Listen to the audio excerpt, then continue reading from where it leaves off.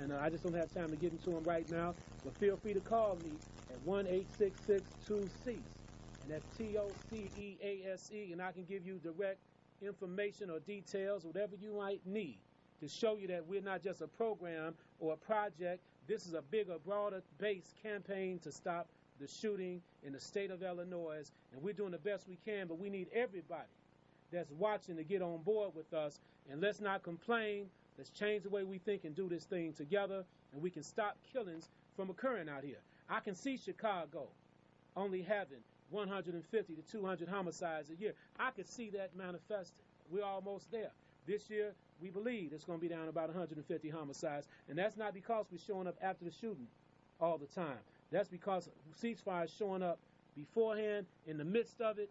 You got outreach workers working it out in the community to 2 o'clock in the morning sometimes, 12 o'clock midnight, intervening situations. So I appreciate that, and we're going to take another call. Yes, am I on the air? Yes, you're on the air, young lady. Yes, I'm a single parent who's raising 4 sons. Okay. And not only is it the ceasefire, it's some things that we need in the community. You know what I mean? There are young boys who have X's on their back, yes, as I must say, you know, who can't get a job, who can't do nothing but turn back to the things that they've been doing. You know, it should be some kind of program where if you are felt.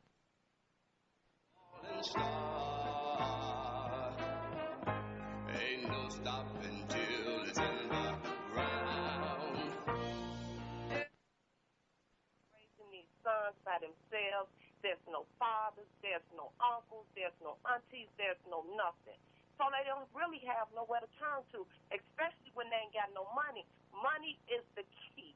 When you poor and don't have nothing, you're willing to do anything to get you some money. And that's where the drugs and the killings come in at. And that's my opinion.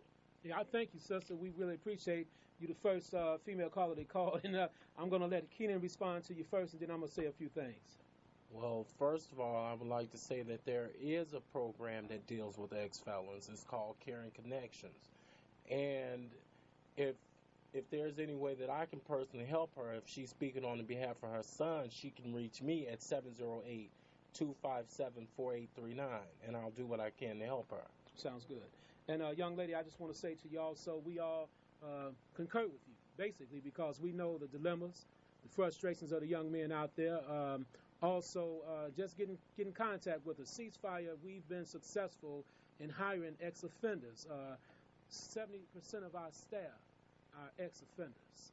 And we made sure that when we initiated ceasefire, implemented it throughout our communities, that we had to get some people that knew the streets, some people that, and see, I don't want nobody to get this message kind of twisted, either. The point I'm making, just because a guy comes from the streets doesn't mean he's the exact perfect person to work with the guys on the streets, only if he's away from it himself. See, we got to set positive examples. This is a young lady who's a single mother with 4 young men to raise. They need some positive role models in their life. You see, the lady's doing the best she can, but the men have to take responsibility. I talk to guys all the time. Some of them have issues with their ex-wives or their ex-girlfriends, and they have kids by them. And by them having issues with the lady, they don't go do anything for the kids.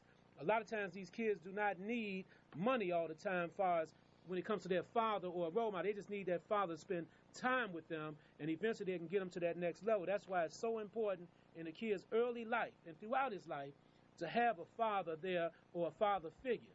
And I don't have time to get into a whole lot of education right now, but you had some African civilizations that basically the uncle was the most prominent man in the family because he was the person that never left. He was an uncle no matter if the father left or whatever. He was still there as the primary contact male in the family. So I'm here challenging men tonight also. If you have kids, if you're an uncle and you got some nephews and nieces, they out there doing some things, take out a minute of your life in your busy schedule. Set yourself on the side for a minute and talk to somebody and try to just, show them some positive examples about life. We'll take the next call in. Caller, you on the air. Hello? How you doing? All right. I was calling about something on a different level than what you guys are talking about. Say that again. I was calling about something that's on a different level that you guys are talking about. Okay, come on with it. I was wondering about why are the teachers at high schools or the principals not letting the kids go to different schools out their area? They're not what? Out the area? Why they're not from the area? Yes. I couldn't answer that, young lady, because I really don't know the policies with the schools. Mm-hmm. But just feel free to call us at 1-866-TO-CEASE at another time, and maybe I can get some answers for you, okay? All right. Because I couldn't answer it for you, just being honest with you. All right. Okay, thank you for calling. Next caller, please. We take the other call. Caller? Hello? You're on the air. How you doing, man? I'm good. First of all, I want to let y'all know I'm an ex-con too, man, but I ain't ashamed of that. That's right. But I think the system got a lot to do with this too, man, because we mandate these brothers to go to drug classes and things like this. Why can't we mandate these brothers to get out on parole and mandate them to go to a job? You see what I'm saying? Something like that. Go to school, mandate us to do that. Don't just mandate us to take drops and things like that, man. That's all I wanted to say. Thank you, my brother. All right. It's important, and I appreciate the call. And what we have to do is that's where power comes in, that when the people organize and they pretty much, I don't want to use words like confrontation, but when the people organize in a professional way and actually present what the needs of the community, what the community people want for the young brothers. Because, see, I'm here to challenge residents also. I always challenge the men of the community, but homeowners, people on the blocks that are basically being in opposition to the young men in the community. Have you ever thought about trying to approach the young men in your community and talk to them about what's going on without preaching to them and try to come up with a bona fide solution that's going to work for everybody on the block? And therefore, the homeowners, the people that are caught up, these are your people. Anytime you sit there and you alienate yourself from the young men in the community because they might be ex-offenders or they have some issues, that's kind of backwards. These are our sons and our daughters. We have to talk to our people. That's what I'm talking about. And my thing is, I feel pretty good when I go home at night because I know I've done the best I could do each and every day that I wake up to try to, share some knowledge with somebody or try to help somebody get to another level. I feel good about that, And I'm a man that I've raised two older sons, and they're doing pretty good for right now. And I'm just self-experienced, really, and all the calls are very important. So we're going to take another call in, and then we got to get close to wrapping up a little bit. Hello? Yeah, caller, you on. How you doing, sir? Doing good. Good. I'm a young African-American male, grew up in the Lawndale area. I just want to commend you, brothers, on stepping up and talking about stop the killing. One of the most important things that we have to deal with, we have black-on-black crime. Now, being a Chicago police officer for 8 years, growing up in the hood, I know how hard it is, but I got children that I'm raising. I got a beautiful queen, and most importantly, that power base, that structure at home. Yes. I'm a member of the Nation of Islam, and without Islam, to me, brother, I don't know where I would be. I dealt so much with dealing with the brothers on the street. I don't have to get out of the car, MF and everybody. I talk to them. Say, brothers, come on out. I got cousins, uncles who've been convicted felons, and I talk to them all the time, brother. So, I just like to commend you, brothers, and I like you to keep this up because it's very, very important that we need to stop this killing, especially black-on-black crime. All right. It's something else. I don't want to take up all your time, we brother. Appreciate your call, brother. I just want to say thank you, brothers, for doing this. This is really good. Okay. Thank you. Got you.